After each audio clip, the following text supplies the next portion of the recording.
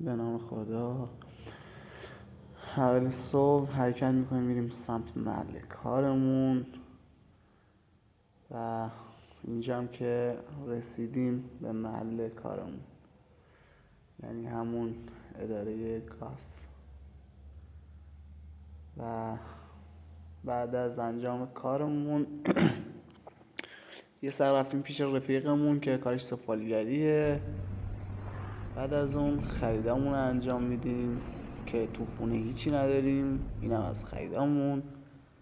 بعد از اینکه خریدامون تکمیل شد اونا رو کامل میچینیم و بعد از خستگی میریم نون میگیریم و یه املت مشتی میزنیم که خستگی روزمون از تنمون بره.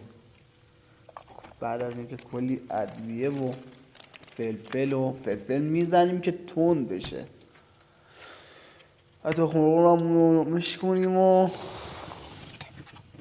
اینجا هم که حسابی به هم میزنیم. خب خورده هم برن. یه چایی هم بار میذاریم که چایمون هم آماده باشه و بفرمایید نهار. این از نهار ما، یه املت خیلی خوشمزه و قهوه خونه‌ای با پیاز میشه جان. بعد از غذا یه نخ سیگار واقعا میچسبه. البته توصیه نمیشه ولی خب اونایی که کشیدن میدونن که میچسبه واقعا. بعد از اینکه سیگارمون رو کشیدیم میریم سراغ کارمون. بعد کارمون هم که یه خورده خسته کننده است ولی خب چون که همش شما با سیستم کار داریم و چشامون هم ضعیف شده از بس خیره شدیم به صفحه مانیتور.